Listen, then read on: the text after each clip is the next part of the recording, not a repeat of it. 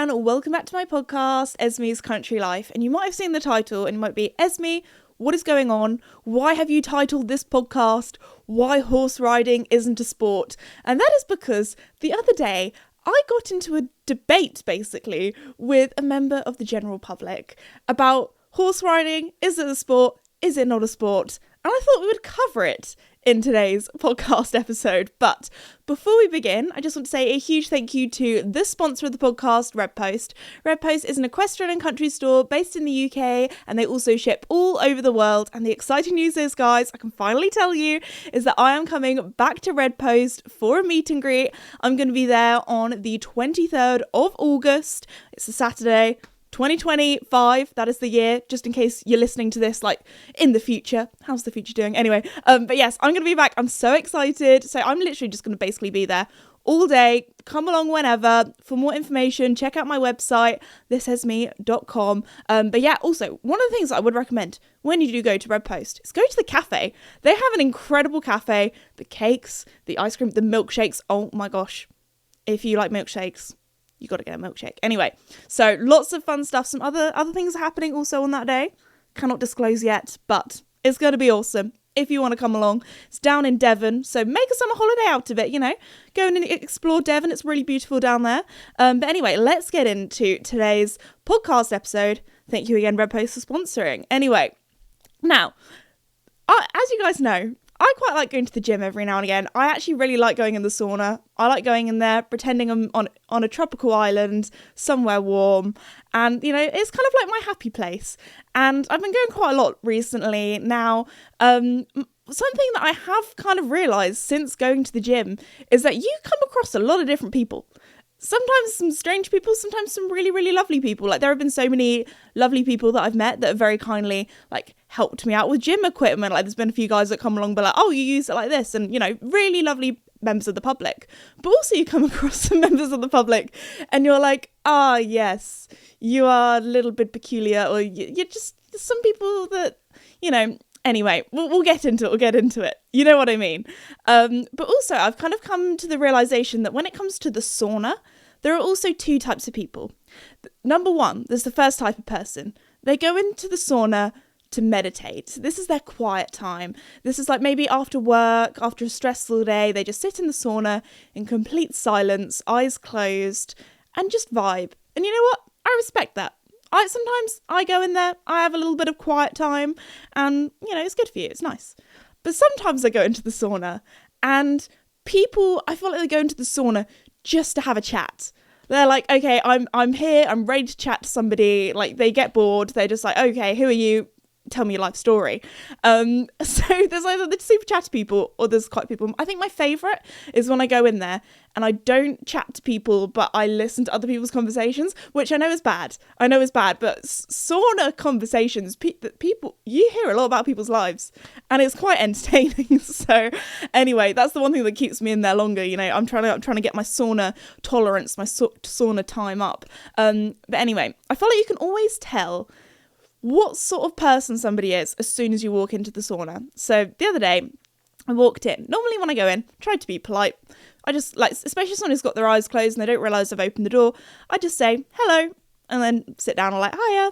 You know, just nice little polite hello. Don't want to just walk in, like, you know, and just seem really miserable. So I like to say hello. And I can always tell by if people say hello back, I'm like, okay, sometimes these are the people that are in for a chat. And sometimes they're like, oh yeah, I'm, you know, very quiet, just, you know, in their meditating zone. Fair enough, you do you. Now, I walked into the sauna the other day, and there was this guy there, and there was two people. There was a lady on the bottom step, guy on the top step, and as soon as I walked in, the guy was like, oh, do you want to go up at the top? Because at the top of the sauna, you get more of the heat. So I was like, yeah, sure, go on then. Thank you very much. That's very sweet of you. So he moved out of the way so I could go up onto the other top step, and then I thought, yeah, this guy, I don't know, I could just tell straight away. I was like, this guy's going to be a chatter. He's going to be, he is ready for a chat. He's ready for some entertainment. So, younger me, or me maybe even a couple of years ago, I, believe it or not, am a little bit more of a shy person. I'd say I'm more of an introvert. Might be surprising. I know I'm chatting to a podcast for however long my episodes are. Sometimes they're half an hour. The last week's episode was a whole hour long. So anyway, for some reason I've got secret talent where I can just chat chat. Anyway, so sometimes I'll go in the sauna and I'm a little bit like, I expect it to be a quiet sauna, and you know, especially if I've had like a busy day where I've chatted to loads of people, had loads of meetings, and sometimes I'm just my brain is not mentally prepared for chat, you know. But this day, I could tell this guy was in for a chat, and I was like, okay, I was ready, I was prepared. Now, some people might say I was a little bit sassy, but we'll come into what our conversation was. So anyway, this guy, I would describe him as a proper blokey bloke geezer, you know. He was luckily I probably will not see this guy again, because he was saying that he was down in the area for business. That's why he was at this gym. It's not just saying, my gym is very lovely. All the people that I've met in my gym is very lovely. So maybe that's why he's not part of the gym, my local gym culture anyway. So he was up for a chat. First thing he goes straight away, just random, just out of the blue, was like, I'm in a sauna, I want to chat. Let's talk about saunas. So he started kind of going on about, oh yeah, when I was at my gym, there was this guy and he had this like big woolly hat on. And he was like, oh, I thought it was really weird to start with. And then he was explaining that apparently if you wear a woolly hat in the sauna, your brain is the first thing that tells your body, oh, you're too hot, you should get out. But actually your body I don't know how true this is just what some bloke told me in the sauna, but if you wear a woolly hat, apparently it insulates your head so you can stay in the sauna longer. And I was like, okay, I don't know what this guy is chatting. But anyway, so he just randomly started talking about this.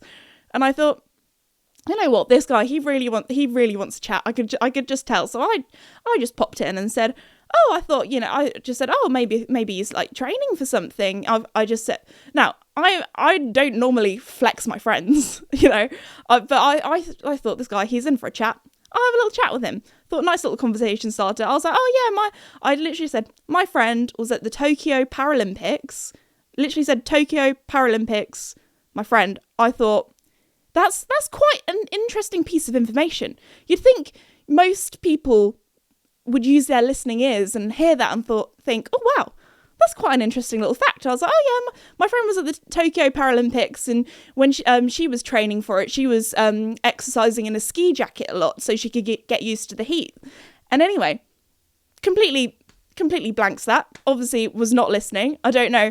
Maybe he's one of those people that just doesn't listen to people, or maybe he saw me as a young woman and was like, she doesn't know what she's talking about. Anyway, I don't know.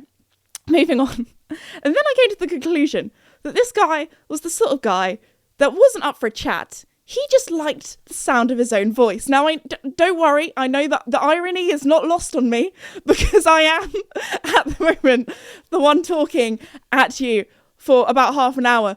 And you can't talk back to me because this is a podcast. So don't worry. The irony is not lost on me. It's not lost on me.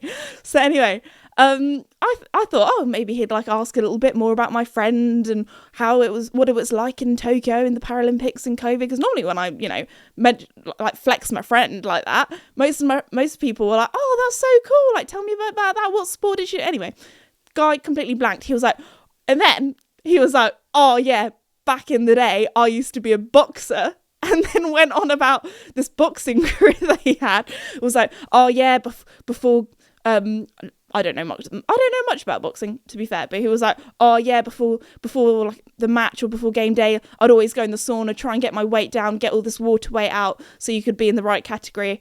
And this lady who was also in the sauna, she knew a lot about boxing, and she was like, oh yeah, my friend's a boxer, like, anyway, so she was like trying to add into the conversation, like, oh, we'll move it to boxing, like that's obviously what this guy really wants to talk about. And then she asked him, what weight category were you in? And this guy was like, oh, it was a long time ago. Anyway, skewed the conversation away from that, didn't answer her question. He was like, oh yeah, I would have gone pro if it wasn't for this injury. And I feel bad for people who actually would have been pro at sport if they had an injury. But I've heard so many people say that. I don't know how many people are actually telling the truth. Do you know what I mean? Has anybody else had that? Or maybe that's just my experience.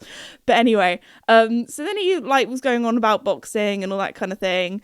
And to be fair, he did ask me about my friend, but he did not listen at all to what I said, because he was like, he then skewed the conversation onto, oh yeah, and all the footballers, they do, when they go to hot countries, I guess they do training in saunas and things to get used to the heat, which is literally what I said about 5 minutes ago. But anyway, I'm not salty about it. I'm not salty about it. And it was like, oh yeah, like your friend. No, he literally said, oh yeah, like your Chinese friend. And I was like, what? I was like, I mean, I do have a friend that's Chinese, but this isn't the friend I was talking about. So I was like, oh no, it was in Tokyo, and she's British. She's on the British Paralympic team, and she did bring home some medals, if you were wondering. And he was like, that maybe caught his attention a little bit. He was like, oh, okay, maybe I should ask a little bit more about, I'll ask some more questions and do less yapping. I don't know. And then he said, oh, what sport was that in then? And I was like, oh, in dressage. And then before I could even say anything else, he was like, dressage? More like dress up? And me and this other lady, we were too stunned to speak. We were like, what? Excuse me.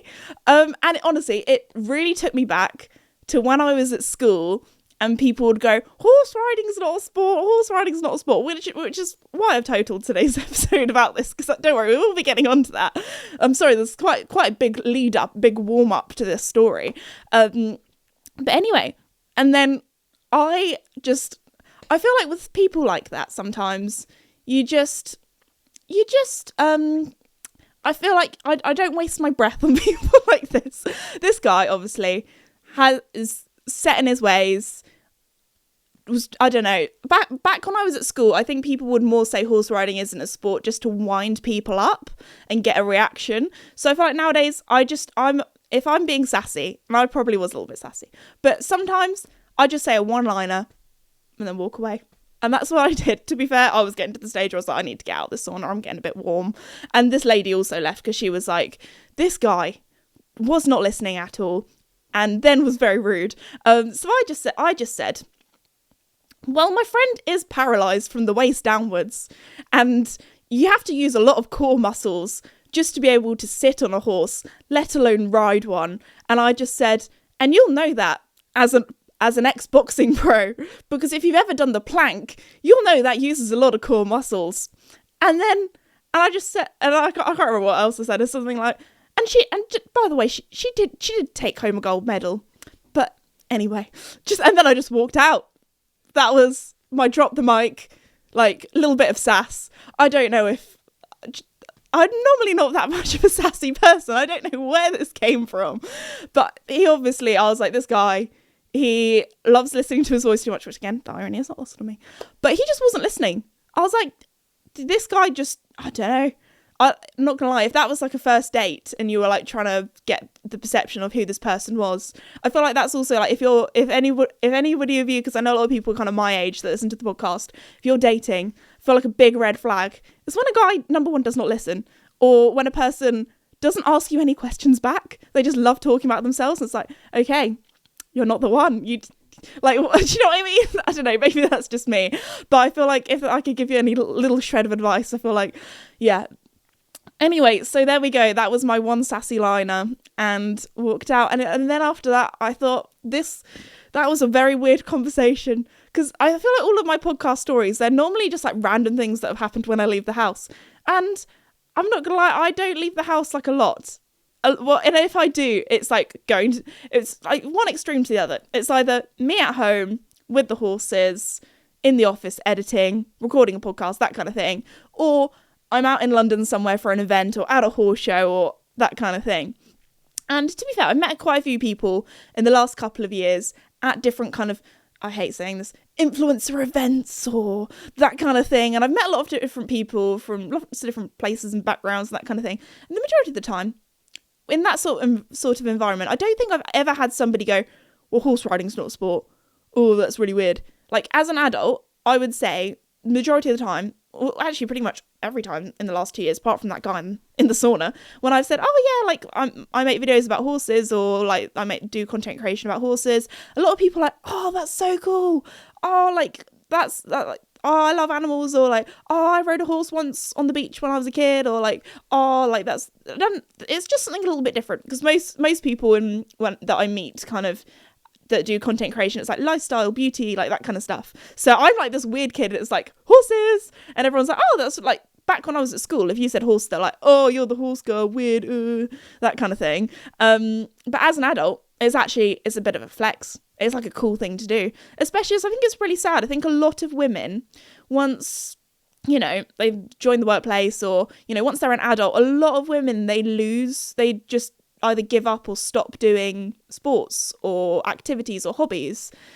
Like I don't know, maybe this is just me, but I don't know, I just know a lot of people that have given up hobbies or sports as they've got older, which I think is really sad. And I know it's a privilege to be able to do sports and hobbies.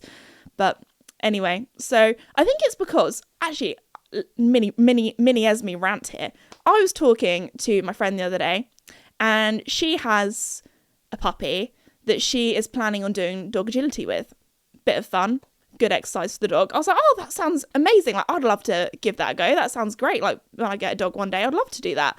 And she was like, yeah, like, we were really interested in doing it. And then it was just too competitive. And I feel like that is something that has ruined sport and hobbies for people lately. Like, similar story. So, also, yeah, one of the reasons why she decided not to do it is they were like, okay, you have to come every week. You have to come to all these competitions up and down the country every weekend. And some people, they don't have the time for that. You know, people have lives. Like, it's good to have hobbies, but also, you never know. Some people might be like, oh, I need to go and take care of my sick grandmother that weekend, or you know, got a business trip that weekend, or, you know, life does life sometimes. Or it's my friend's birthday party. It'd be a bit of a bad friend to, you know, miss my best friend's, you know, birthday. So I don't know. There are just things in life that do get in the way, but you know, you got to prioritize things. And I feel like you either have to be all in 100% or just not bother doing it at all. When I'm sure that dog and my friend, they would have had great fun, you know, going to the dog agility every now and again, or that kind of thing. Same with my other friend. I've got a friend that recently moved back into the local area after finishing uni, and she really enjoyed, while she was at uni and at school and things, doing netball. Great netball player. And she was like, oh, I might join the local netball team. And they were like, well, if you don't come every week for practice, and if you don't come to all these competitions every weekend, then we're going to kick you out of the team. And it's like, I get it. If you want to be competitive and you want to win, and that's like your sole life, it's just netball and that's it. Netball and your job, that's it. I kind of get it, because you want to go out and you want to win. But I think being competitive has honestly spoiled so many different things, because my friend, sure, she's a great netball player. She probably would enjoy going, you know, once a week. Maybe she wouldn't be able to make it to every match for whatever reason, but it'd be great fun, great sporting activity. And I feel like there are no entry-level things now. There's not just a netball club for having fun. It's like, you got to go to all these regional competitions. Now, I'm not going to be mean, but this local netball club, I don't think they're going to be making it to the Olympics. You know, they're filled, you know, if you look at Olympic teams, they're often filled with teenagers, because they're the youngest, fittest you're ever going to be. Once you're past 25, which I'm coming up to soon, you know, you're part of the X Factor older people. Like, that's, do you know what I mean? That's what's getting me scared about getting older, is that I'm past my prime. I'm going to be going into, if I want to do the X Factor, not that I do, because I'm not a singer at all, but I'd be going into the over 25 category. That's how, you know, there are going to be people in their 40s and 60s and 50s and everything listen to this, be like, Esme, you're not old, shut up, be quiet, what are you talking about? But you know what I mean? I feel like nowadays, everything's become so competitive, it's just lost the joy. Like with Joey, my horse, I would love to go and do the odd dressage test, the odd show jumping, but then people were like, oh, if you're competing, you're trying to get to the next level, Like, I know I'm never going to go to the Olympics. I know that I'm probably never going to, you know, be doing 1 stars, 2 stars, professional, international competitions. Like, I'd rather live a more well-rounded life, have a little nice horsey time, my social media and job does take up a lot of my life, so I'd have to quit everything to just do horses full time. And I don't have the financials for that, if I'm being completely transparent. But I don't know. I feel like, especially, I remember doing Pony Club as a child. And it was like, you're going to get kicked off the team unless you don't have a good enough horse. You're going to get, kicked off. Yeah, you're not going to be part of it because you're not good enough. You've got to buy a better, more expensive horse that my family did not have the funds for. So I was like, you know what? I'm just going to not do Pony Club anymore because it just made it not fun. Like, the majority of people, I'm not going to be mean, but the chance of you going to the Olympics is very slim. Very, very slim. And people act like, and continuing the mini rant, I saw something online, and it really, I don't know, maybe it grind my gears, but somebody said, there's this trend at the moment online on short format videos. I'm not going to say which ones, but you know which ones. And it's like, oh, this is the whole point. And there's been like a whole thing in the horse world. It's like, this is the whole point, like chilling with your horse in a paddock, grooming them. Like, it's not just about riding, which I think is such a beautiful thing. And I think that is such a lovely trend. And somebody just commented, well, if you don't do it to win, what's the point? And I was like, excuse me? So you're telling me you are spending thousands of pounds, probably tens of thousands, I don't know this person, but if they're being fed, all of this money, all of this time, all of this effort, all of this stress, because you best believe me, when I used to compete, the toilet did not want to see me coming because it was not good. I would get very nervous. Sorry if that's a bit TMI. Anyway, I get a bit nervous sometimes and it's not good. Anyway, all of that, you're going through all of that just to win. Girl, if you just want to win, do a cheaper sport. For goodness, goodness me. Do it if it's all about winning. I tell you what, go and do a cheaper sport, because if you just do horses to win, then I don't know what you're doing with your life. I like horse riding because I like, forming a bond with the horse and forming a connection and a partnership and working together and improving together and forming that bond and having fun. And if you don't do it for fun, what are you doing it for? Goodness me. Anyway, that really, I was like, what on earth? I was so confused. And she was like, well, her opinion was, why are you spending all this money if it's just for fun? And it's like, what do you mean? It's like saying, why go on holiday if it's just for fun? Why go out for dinner if it's just for fun? Why go to the cinema if it's just... I was like, what? Have you never had joy in your life? What is... I was like, what? Anyway, the comments section of the internet is a funny place. They always say, don't look down. I've lost my train of thought. I'm just in shock. I was just so confused. So anyway, if you're doing horse riding as a sport and you're getting to the stage where I found, as I got older, the least fun I got because it just got so competitive, don't worry.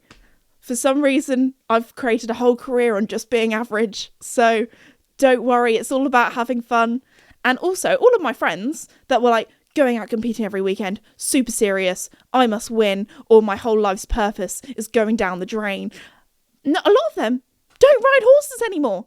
And I'm like, what? That honestly, I think so much of the joy was just taken out of it that they don't ride horses anymore. I mean, a lot of them did go off to university and then it was like, okay, must get first, must do really well at uni. And that was probably the next thing that they were focusing on. But they just don't ride horses at all. Sold them all up, done. Forget about it. And there's me, who was plain average throughout my whole riding career, and I'm still doing it because it's what I enjoy and I find it fun. So there we go. Sorry, that was a little bit of a longer rant than I anticipated. So anyway, back to, is horse riding a sport? Because I found this the most annoying question back when I was at school. And I think I just remember having one break time and just this couple of people, and they were just like, well, horse riding is not a sport, and we just ended up having a full-on debate. So in my time in learning, in having this debate over the years, here are some fun one-liners that I can give to you about why horse riding is indeed a sport. So first up, we're going to consult the internet, because the internet never lies to you. The internet is always correct. What do you mean? Anyway, so if you look up sport in the dictionary, it says sport is an activity involving physical exertion and skill which an individual or team competes against one another for entertainment. And then, so, physical activity. That is the one thing, for some reason, people don't believe horse riding is a sport because it's not enough physical activity. As I said before, to the guy in the sauna, if you've ever done the plank, you will know. My goodness, that uses your core muscles. It makes you want to scream inside, because if you hold it for so long, it's like, oh, my abs are on fire. But to some people, they'll just be like, well, you're just lying there. You're not doing anything. You're just lying down. And it's like, that's the whole point. You want to look like you're not moving when actually you are really squeezing your bum cheeks. I'm sorry, but that's basically how you ride a horse. You have a butt of steel. Something I thought was so inspirational. There was I can't remember what it was on because it was like an American TV show, but it was like the American version of Total Wipeout or that. It was that sort of thing. It was like where you do like a big extreme challenge. And there was a professional dressage rider and she went on it and she was like, they were like, have you trained for this? And she's like, no, I ride dressage horses all the time. I'm a professional horse rider. I've got abs of steel. And she went and smashed this challenge. It was like the world's toughest challenge. It was that sort of TV show. And I was like, go girl. That was very cool. For all the horse riders out there, she was like, yeah, I haven't trained for it. I just ride horses. That's training enough. To be fair, horse riding, you do train muscles that are like the most useless muscles for any other sport. Like, what other sports do you need to be able to like properly squeeze your legs like that? I can't think of any. Anyway, so also, I feel like these are the same people that say horse riding isn't a sport are probably the same people that say motorsport isn't a sport. And it's like, it literally has the name sport in the title. Like, I'm a big motorsport fan. If you didn't know, I'm a big F1 fan. So, of course, I'm like, yes, of course, motorsport is a sport. But also so is horse riding. So what are you chatting about? Anyway, also, if we look up on the internet, is horse riding a sport? It says, yes, straight away. Internet never lies, of course. I am joking when I say internet never lies. Please do always double check where you get information from, because there are people that lie on the internet. Oh my gosh, I've seen so many lies about myself on the internet. Goodness me. Anyway, that's a whole nother topic. Maybe I did do actually it was probably about a year ago actually, did a whole podcast episode about lies or rumours people have spread about me on the internet. So anyway, maybe we need to do another one of those sometime, because people, they love to spread lies. One recently I saw, which was that I went to one of the most expensive schools in the whole of the UK, and I was like, where on earth did you get this from? I mean, for my primary school, I went to my local, state-run government school, and then for secondary school, I went to a grammar school that I had a scholarship for, and it definitely was not the most expensive one. I mean, I have ridden an expensive riding. Maybe this is where they got the information from. I don't know. There's like one video of me on Casper where my pony club hired out an arena hire at a very expensive school at their riding stables, and I rode there like once or twice. But that wasn't the school I went to. Just saying, I did not go to that school. And also, people trying to dox me on the internet, being like, "Oh, Esme went to this school." I'm like, guys, please do not share public information, even if it's false. Like, you don't say, "Oh, this person lives here, this person went to this school." That is literally illegal. You cannot post personal information. The big no-no on the internet, especially if it's a child as well. I mean, I'm not a child anymore, but I did used to go to school and I used to be a child. But the big note, like on the long form videos that I make, that you can probably tell what platform that is. I don't like to say what platform it is because the other platforms get jealous, like a ex-boyfriend. Anyway, so I've said that so many times before, but anyway, it is funny. The biggest no-no that you can do on the internet, the quickest way you can take down a video on that platform, is reporting it and saying this information has like private information on that has been shared illegally about a child. Like, if somebody says this shares personal information about a child, like, that platform, that video is gone. It is gone quicker than you can say, take that video down. Sorry, that was not very quick. But you know what I mean? So, and also, I don't know, some people just act like I don't know, other people aren't real people in the internet. That's like one of my pet peeves. Like, if you're ranking people out of 10, like, I'm a human being. I know I'm not perfect. Like, we've all made mistakes, but I am a real human being, you know. Anyway, sorry, that was a little rant there for you. But yes, sorry, the internet that never lies. Back to that. It says, yes, horse riding is considered a sport, or rather, a collection of sports, depending on the specific discipline. It involves a complex interplay of physical skill, mental agility, and a partnership with a horse, making it legitimately an athletic activity. So, there we go. And also, another thing that I used to say is, well, my Apple Watch, back when I used to have an Apple Watch, I'm now, as you guys know, a Garmin girly. My Garmin also has horse riding as a activity, but anyway, I was like, that has it as a sporting activity. It doesn't have chess there. Why are you trying to say okay, sorry to all my chess people. It is a very complex game that I'm not very good at, but it's different categories. Anyway, but also, I would also say it's in the Olympics. I mean, I don't know how long it's going to be in the Olympics for, but at the moment, it's in the Olympics. And there are a lot of sports that aren't even in the Olympics that you would classify as a sport. Actually, I'm really interested because every now and again, they're like the Olympics. What I didn't realise is every now and again in the Olympics, they change what sports are there. Like, I'm pretty sure last year they had rock climbing, which has never been done before. I actually thought that was so cool. I thought that was really fun to watch. So I'm actually quite intrigued now. Does anybody else do this? I love a little, like, I just think of something and I'm like, oh my gosh, how does that work? And I just consult the internet. And this is, every day's a school day. You know what they say? What sports are, I'm really slow at typing, I apologise, are not in the Olympics? There we go. It's popped up quite quickly. There are several popular sports that are not currently part of the Olympic Games, including cricket. I didn't even know cricket's not in the Olympics. What on earth? That, as somebody who's British, because, you know, in the UK, cricket is a big thing. Pretty much every village, even my village, that only had a village shop open in the last 10 years, even my village has a cricket ground. It's just like the thing. Every village has a cricket ground. Cheerleading. I guess, yeah, cheerleading is not a big thing in the UK. I think it's definitely got bigger over the last, like, I don't know any friends, I don't know anybody personally who does cheerleading, but back in the day, I thought, oh, it's like dancing, isn't it? I've watched some documentaries on cheerleading. Oh my gosh, they are basically gymnasts. Like, it is so impressive. Anyway, so shout out to all my cheerleaders out there. Oh, I think that I found myself a cheerleader. Darts?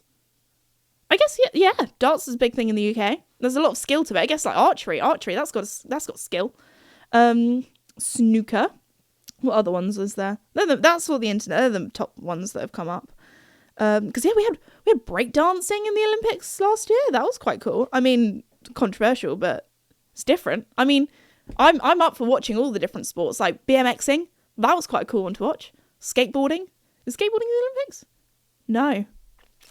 Is it? No, it was 1 year, surely. Okay, we're searching this up because I don't want the podcast to have false claims. I like to tell the truth. This is the truth podcast. We'll have to do a little cut here because I'm so slow at typing.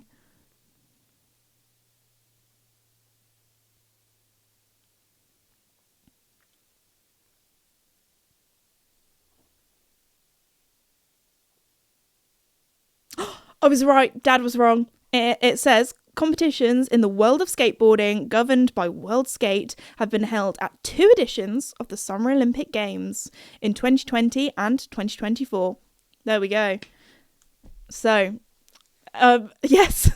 So yeah, there are some sports that are in and not in, depending on which bit you're listening to the podcast. So yeah, cricket. I mean, I'm surprised. Cricket is not in the Olympics. But it's definitely, you would say cricket is a sport. So, and horse riding, that's a sport. So, there we go. They are my top tips for, basically, just tell them, have you ever done the plank? Yeah, you're just sitting still. There we go. Horse riding is a sport. Looks like you're just sitting still. But that is the whole point of it. Anyway, on that note, I think I have chatted for way too long, especially as I complained at the beginning of today's podcast episode about a guy chatting for too long. and enjoying the sound of his own voice. So anyway, yes, today's podcast episode has been a little bit all over the place. It's been a bit ranty. I apologise. I didn't mean to go on like a full rant there, but maybe let me know if you in the comments if you like a little Esme rant every now and again, because I was just absolutely so confused. Anyway, let me know in the comments, do you think horse riding is a sport? And also, what are your top tips for debating? If somebody says horse riding isn't a sport, what are your go-to lines? Because I feel like saying the plank is quite a good one, saying it's the Olympics is quite a good one. Anyway, I'm going to finish off today's podcast episode there. Just want to say a huge thank you again to Red Post for sponsoring. If you need any competition gear, because again, horse riding, competition, sport, get it from Red Post. And I will see you all in the next episode. Thank you for listening. Bye.